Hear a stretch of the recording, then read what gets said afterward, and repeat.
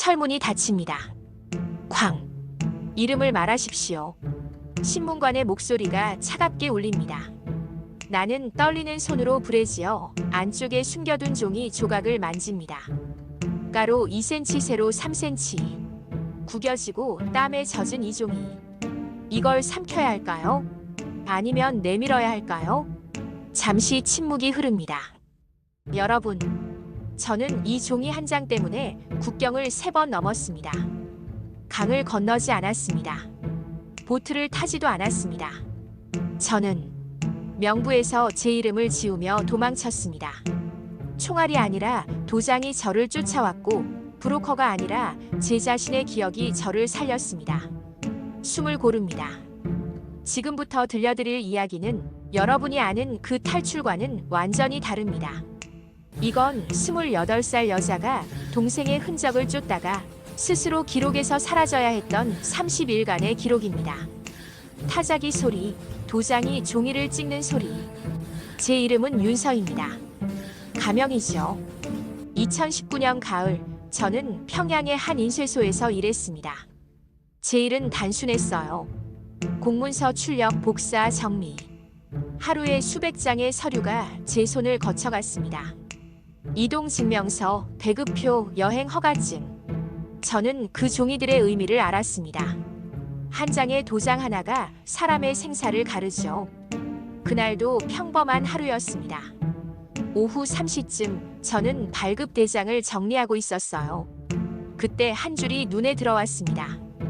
윤지의 마이너스 함경북도 미정 마이너스 처리코드 7-B. 윤지의 제 동생이었습니다. 손이 얼어붙었어요. 동생은 3주 전에 사라졌습니다. 갑자기요. 가족들은 어디 멀리 파견됐나 보다라고만 했죠. 하지만 이 기록 이상했어요. 목적지가 미정, 처리코드 7-B. 저는 다른 기록들을 뒤적였습니다. 처리코드 1번은 일반 이동, 2번은 출장, 3번은 정근. 그런데 7-B는 없었어요. 어디에도 설명이 없었습니다. 심장이 두근거립니다. 바로 그때였습니다. 윤서 동무. 등 뒤에서 목소리가 들렸어요. 돌아보니 류 담당관이 서 있었습니다. 40대 중반, 안경 낀 마른 남자. 총을 들지 않아도 그는 이 건물에서 가장 무서운 사람이었습니다. 왜냐하면 그는 명부를 쥐고 있으니까요. 그 기록, 내가 볼 필요 없는 거다. 그의 목소리는 조용했지만 단호했어요. 잊어라. 내 동생 일은 내가 관여할 일이 아니다. 그날 밤 집으로 돌아가는 길, 저는 계속 생각했습니다. 처리코드 7-B. 왜 그 코드만 설명이 없을까? 왜 류 담당관은 제가 그걸 본 걸 그렇게 신경 쓸까? 그리고 동생은 지금 어디 있을까? 집에 도착해서 저는 동생이 남긴 마지막 음성 메모를 다시 들었습니다. 휴대폰 스피커에서 동생의 목소리가 흘러나옵니다. 언니, 나 내일 어디 가게 됐대. 자세히는 말 못해. 근데 뭔가 이상해. 나 무서워. 14초짜리 메모. 저는 그걸 매일 밤 들었어요. 30번, 40번씩. 그날 밤 저는 결심했습니다. 동생을 찾아야 한다. 그리고 그러려면 밖으로 나가야 한다. 류 담당관이 그 기록을 감추려 한다는 건 그 기록에 뭔가 큰 비밀이 있다는 뜻이니까요. 결심의 침묵이 흐릅니다. 하지만 저는 몰랐습니다. 제가 그 결심을 한 순간 저 역시 처리 대상이 됐다는 걸. 현재로 돌아옵니다. 태국 신문실. 그래서 언제 처음 도망쳤습니까? 신문관이 묻습니다. 다시 과거로. 2주 후였어요. 저는 탈출 준비 같은 건 할 시간이 없었습니다. 왜냐하면 류 담당관이 저를 감시하기 시작했거든요. 출근길에, 퇴근길에 늘 누군가가 뒤를 따라왔어요. 그리고 어느 날 밤 동료가 제게 작은 쪽지를 건넸습니다. 내일 새벽 내 이름이 명부에서 지워진다. 숨이 막힙니다. 그게 무슨 뜻인지 설명할 필요는 없겠죠. 명부에서 이름이 지워진다는 건 존재가 사라진다는 겁니다. 그날 밤 저는 도망쳤습니다. 하지만 강을 건넌 게 아니에요. 제 첫 번째 탈출은 도시 내부였습니다. 평양에서 신의주까지 새벽 4시 화물 열차가 덜컹거리며 움직입니다. 저는 검문을 피할 방법을 알았어요. 인쇄소에서 3년을 일하면서 저는 시스템의 허점을 봤거든요. 야간 교대 시간에는 특정 서류 확인이 생략됩니다. 왜냐하면 교대조가 업무 인수인계를 먼저 하거든요. 그 7분의 공백. 저는 그 시간을 노렸습니다. 검문대 앞. 발소리와 긴장된 호흡만이 들립니다. 앞에 5명이 서 있었어요. 한 명씩 확인받고 통과합니다. 제 차례가 왔어요. 서류. 검문관이 손을 내밀었습니다. 저는 준비한 이동증을 건넸어요. 그는 도장을 확인하고 제 얼굴을 보고 다시 서류를 받습니다. 3초, 5초. 심장이 터질 것 같습니다. 딱 통과했습니다. 안도의 한숨이 나옵니다. 하지만 10m쯤 걸었을 때 뒤에서 소리가 들렸어요. 잠깐. 발걸음이 멈춥니다. 온몸이 얼어붙었습니다. 돌아봤더니 다른 검문관이 제 옆 사람을 붙잡고 있었어요. 저를 부른 게 아니었습니다. 하지만 그때 저는 알았어요. 제가 탄 통로는 이미 감시당하고 있다는 걸. 열차 안. 삐걱거리는 소리가 계속됩니다. 신의주에 도착한 건 아침 7시였습니다. 저는 강변으로 가지 않았어요. 대신 작은 여인숙을 찾았습니다. 거기서 이틀을 숨어 있었죠. 그리고 이틀째 밤 한 남자가 제 방문을 두드렸습니다. 윤서식. 문이 열립니다. 그는 30대 초반 마른 체격의 남자였어요. 저는 과거 통역병 출신입니다. 성함은 중요하지 않고요. 그는 제게 지도를 펼쳐 보였습니다. 국경 넘는 건 이제 강만의 문제가 아닙니다. 중국 쪽 검문이 더 문제죠. 그가 설명했어요. 강을 건너도 중국 측 감시가 세 겹으로 돼 있다고. CCTV 순찰 그리고 신고 보상금.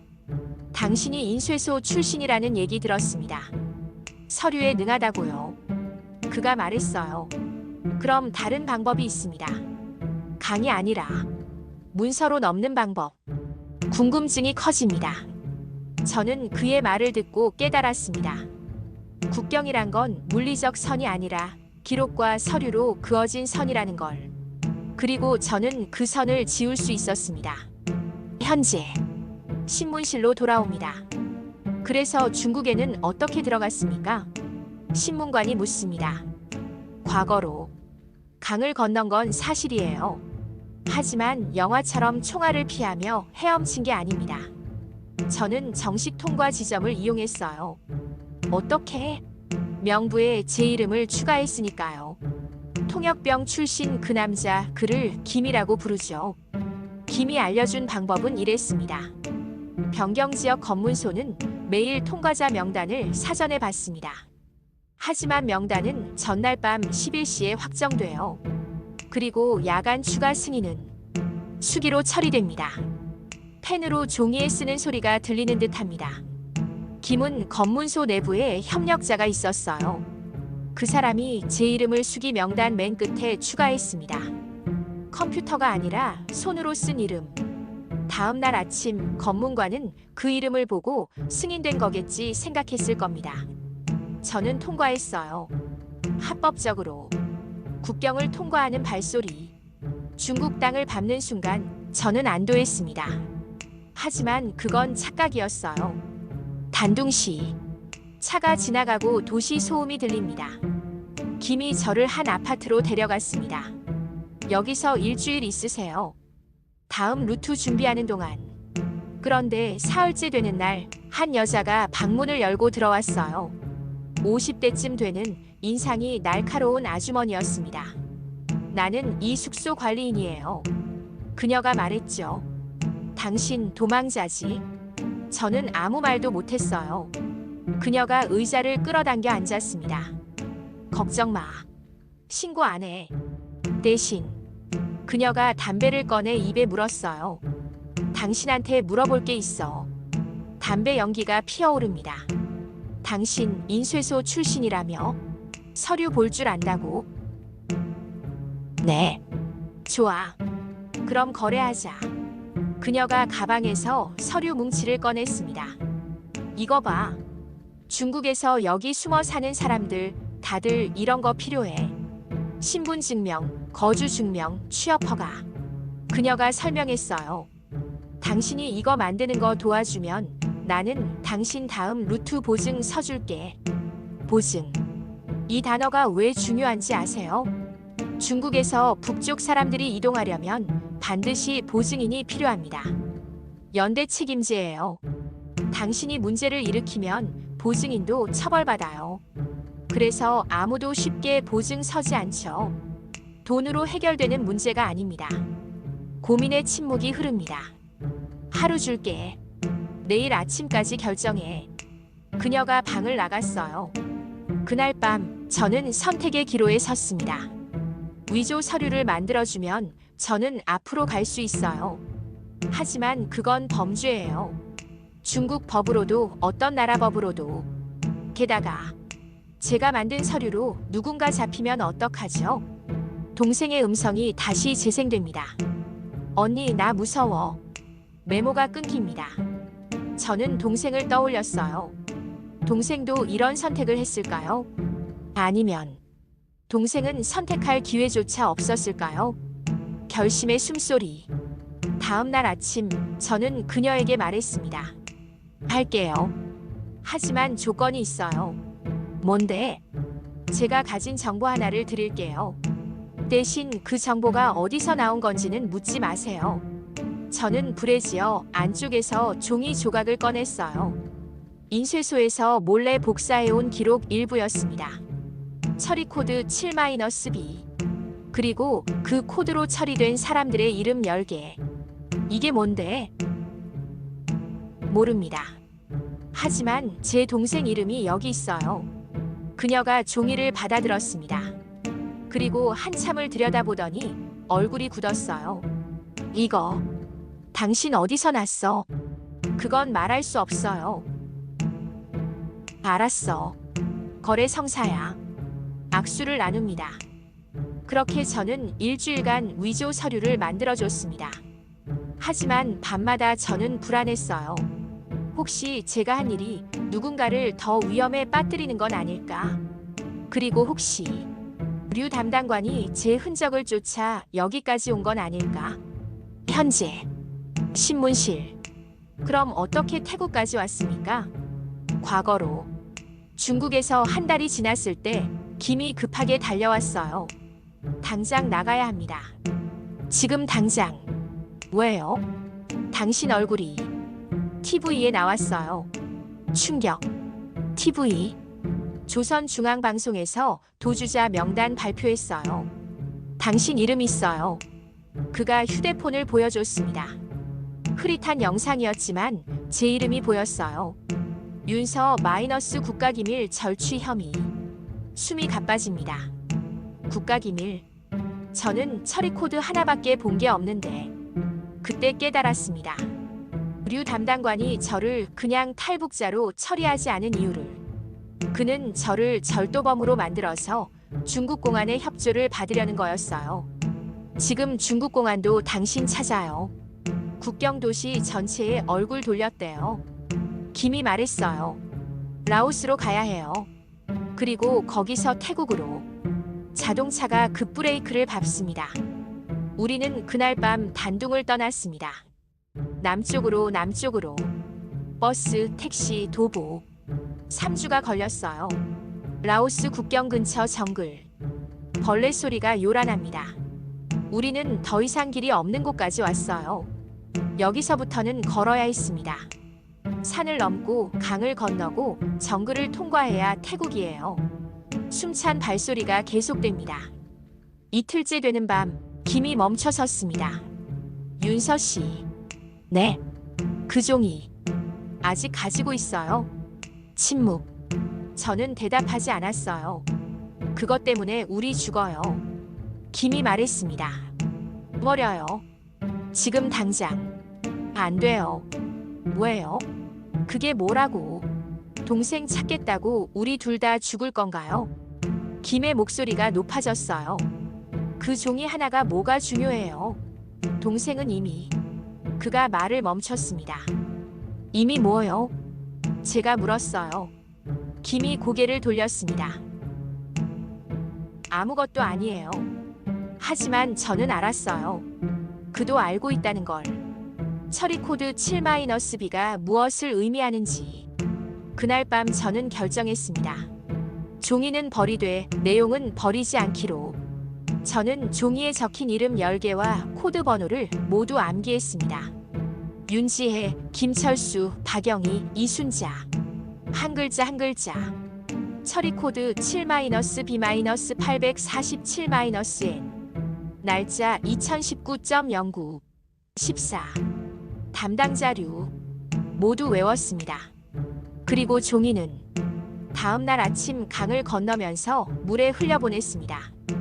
김은 그걸 보고 안도했어요. 하지만 저는 알고 있었죠. 증거는 사라졌지만 기억은 남았다는 걸. 현재 신문실로 완전히 돌아옵니다.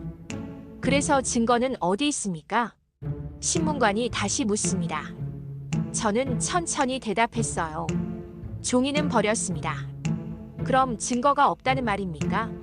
아니요. 저는 눈을 감았습니다. 저는 다 외웠습니다. 뭘요? 윤지혜. 처리 코드 7-B-847-N. 2019년 9월 14일. 담당자 류영철. 제가 말하기 시작했어요. 김철수. 처리 코드 7-B-851-N.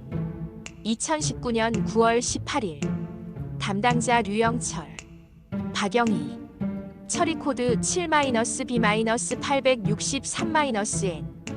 2019년 10월 2일. 담당자 류영철. 10개의 이름을 모두 말했습니다. 신문관이 펜을 들고 빠르게 받아 적었어요. 이 코드가 무엇을 의미합니까? 저는 확실히 모릅니다. 저는 솔직하게 말했어요. 하지만 제 동생이 사라진 날과 이 코드가 기록된 날이 같습니다. 그리고 이 10명은 모두 같은 담당관 이름 밑에 적혀 있었어요. 신문관이 고개를 들었습니다. 당신은 이게 무엇을 의미한다고 생각합니까? 저는 한참을 망설이다 말했습니다. 처형 아니면 강제 이송. 확실하진 않지만 목이 메었어요. 제 동생은 아마 살아있지 않을 겁니다. 신문실이 조용해졌습니다. 그런데 왜 여기까지 왔습니까? 동생이 살아있지 않다는 걸 알면서? 신문관이 물었어요. 저는 불에 지어 안쪽을 다시 만졌습니다. 종이는 없었지만 그 감촉을 기억했어요. 증언하기 위해서요. 증언? 네. 이 이름들이 그냥 사라지면 안 된다고 생각했어요. 저는 신문관을 똑바로 쳐다봤습니다. 제 동생도 이 9명도 누군가는 기억해야 한다고요. 종이는 버렸지만 저는 살아남았습니다. 그리고 이제 남은 건 저는 천천히 말을 이었습니다. 제가 살아서 이 이름들을 말하는 것뿐입니다. 신문관이 펜을 내려놓았습니다. 알겠습니다. 오늘 신문은 여기까지 하겠습니다. 문이 열렸어요. 저는 일어섰습니다.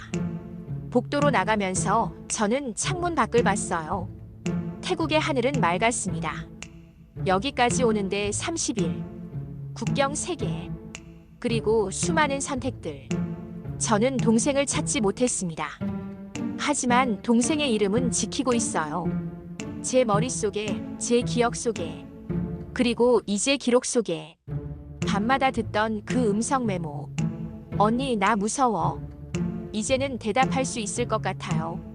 지혜야, 언니가 기억하고 있어. 너를, 그리고 너와 함께 사라진 사람들을. 철문이 다시 닫힙니다. 하지만 이번엔 감옥이 아니에요. 이건 보호소예요. 그리고 저는 살아남았습니다.